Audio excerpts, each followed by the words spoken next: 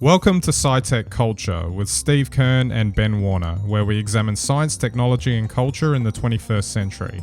Visit our website at scitechculture.com. Hello and welcome to SciTech Culture, the show where we discuss science, technology, and culture in its myriad of forms. My name is Ben Warner, and I'm joined once again by my good friend and colleague Steve Kern on this fine, cold winter morning, both in Adelaide and Melbourne. How are you today, Steve? I'm good. I'm a bit cold, but we're still celebrating winter. This is really what it's all about in Australia. Yeah, absolutely. And it's also time for us to celebrate our 50th episode of SciTech Culture. It's usually a good time to reflect a little bit, and today's topic is actually going to be talking in general about creating content online and what that actually means in today's world and the relentless 24/7 beast that is always craving for more and more content. So just to start with, there's we'll probably post this, but there was as I was saying before we got on, Steve, there was a video of he's basically a strength and fitness guy that Elliot Hulse. It's not someone that I typically would watch regularly, but I find his videos strangely compelling for whatever reason. And I think what it is that his channel and his videos exemplify a lot of what we're going to be talking about. And the video that I'm talking about here is that he did an interview with another YouTuber in which he was asked why he quit YouTube. And the answer is interesting, I think. Now, to give you a background, if you haven't come across his videos, he's used to just produce videos left, right, and center. It was just him pretty much standing in front of his iPhone, giving his pearls of wisdom, whether it was strength training or, metaphysical stuff about life or any sort of career advice, whatever it was. He had like a big channel, big following. He had people asking him questions. He'd always interact with them. I was going to say he had an answer for everything. Yep, that's right. And then all of a sudden, videos just stopped one day. And so this guy asks him, well, what happened? And he basically, he went into all this metaphysical stuff, but basically something was telling him to stop. And that I think and I think what it is that, and this is the point that he makes, is that, say a traditional TV show or a movie or something, or even a news broadcast, at least in the past anyway, would have downtime in order to create more content. So they'd create this stuff, but then they'd go away for a while, and then they'd come back to produce more. So like a TV show would have its 26 episodes, and then that's it. They'd go off for a couple of months, and then they'd come back. Whereas YouTubers don't have that luxury because they have to keep pumping the content out more and more and more. And what's even worse, I think, in the example he was describing, is that can lead to the detriment of the actual person creating the videos, because they're forced to then push themselves into areas that might be dubious for their reputation, just to get the additional attention, to keep the eyeballs, so to speak. It's a fascinating way to look at it. And obviously, we produce, but before we have a look at where we've been, do you find that, Steve, that we're in this environment that can produce this, and anyone that's creating content probably has to watch out for it? Yeah, definitely. Well, we're probably a little bit lucky in that we don't push ourselves to that sort of limit. We do a weekly show, and that's that. But a lot of these guys, YouTubers, and I personally think some of the YouTubers have been fantastic. They were the real democratization of the internet or content production in those days. I'm not so sure it's like that anymore. But these guys built up huge followings, and everything. There were people doing fishing shows, racing shows, road running shows, all sorts of things. Great stuff. But to produce content is hard work, and in a YouTube environment, you're the one producing that content by yourself. So you have to think it up, you have to make it, and then you got to distribute it via YouTube. And you got to do the social media around it. As you'll be able to tell us all, Ben, because you do most of that stuff for us, that's a lot of work. And in a traditional news cycle, you've got a whole team of people doing that. I mean, we've seen the effects of the ever-quickening news cycle and what it's done to traditional broadcast, where the stories become perhaps flimsier or less relevant, more clickbaitish to keep people viewing.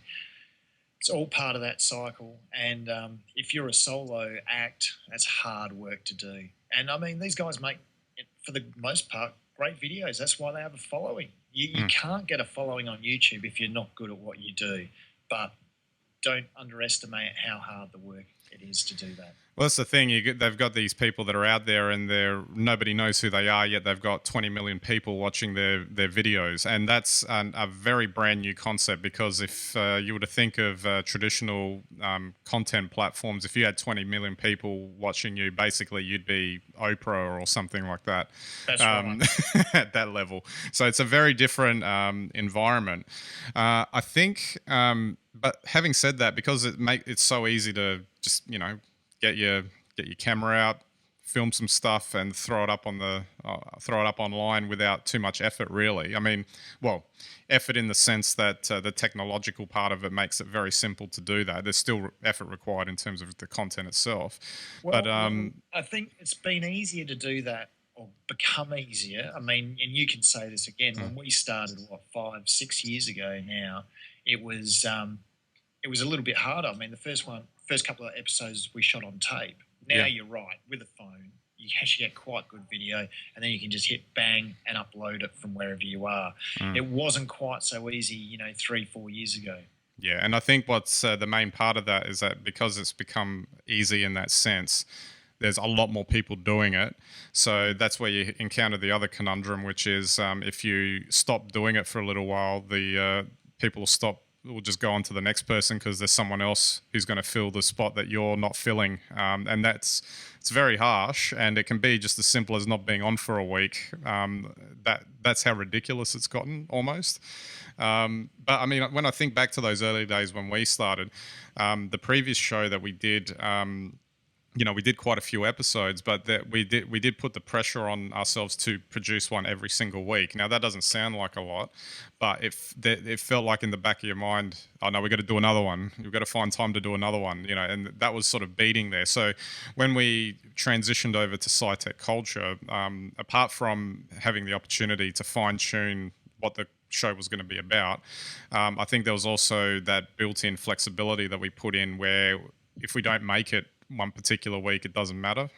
So we created more of a platform rather than a podcast specific thing. So on those off weeks, it's possible we could like individually just put something up there rather than relying on that weekly video to sort of spur things on. Yeah, it was a very different market back then too. Social media was probably more disconnected, than it is now. Getting back to the technology once again, now you can post a video and you can post it on several platforms at once just by hitting a button. You can use a generic post. You can use all sorts of tools to monitor that post and to set up that post and even to schedule that post. So really, if you were, super meticulous about what you were doing, and there are some great examples of people who are doing this and doing it commercially as well, not just content, but using their content to sell products. Yeah. They're very well organised, and they use every advantage that technology today can give us. They're using. Yeah, absolutely. I was actually just thinking then that just on ourselves that if we'd kept up that same weekly pace, we probably would be closer to 100 episodes of SciTech Culture than 50. But I think that kind of because we're almost coming up to 2 years now, it's. But I don't know. I just find that sometimes I think that content creation is a creative process. Hence content, the word creation and content creation, and any sort of creative process, even if it is just talking about a news story or whatever, that requires you to take that step back, have a think about it, and concentrate on it, make sure it can come out as good as it can be, because you don't want to be in a situation where you're not thinking about it and you just pump it out and it becomes substandard. Yeah, well, I think that's the point which some of these guys reach, and they just go, I've had enough. I mean, when we were talking last week about social media and social media burnout and wanting to quit, you come up with a whole lot of really clever, well-crafted 140 character tweets, and then after a while, you find that it's hard work. You find yourself commenting on things you don't even care about, and then after that, you close your account. And Twitter wonders why no one uses it. Yeah.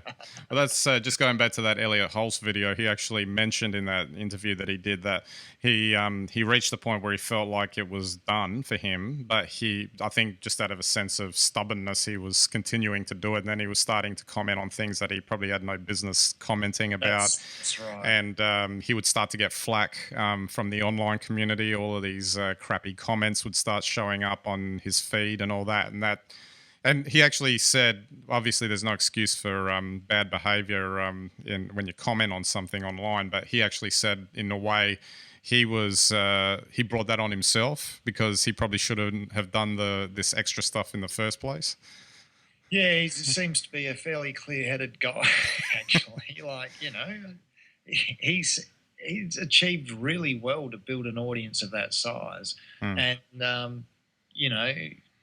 whatever you can say, he's a product of YouTube, and he not only was successful on YouTube, he's one of the people that helped make YouTube successful. And I think it's a learning experience for everyone. And, he's obviously in touch with himself to some extent to be able to self-reflect like that. Yeah, and I guess just broadly, just to start wrapping it up, is that social media, and we bring in last week's topic about the burnout, is that YouTube is, even though it's a more involved process and requires a lot more work, is just another social media channel, really. And it has to, and to get the most out of it, you have to, I guess, utilize all of the channels. So having a Facebook and Twitter account, for instance, is helpful to tie in with your YouTube account. And the fact that, and depending on how you go, if you've got multiple streams of these and you're having to track all of them, and again, I can imagine that what we're talking about here is that, these content creators reach that burnout, just like what we were talking about the other day.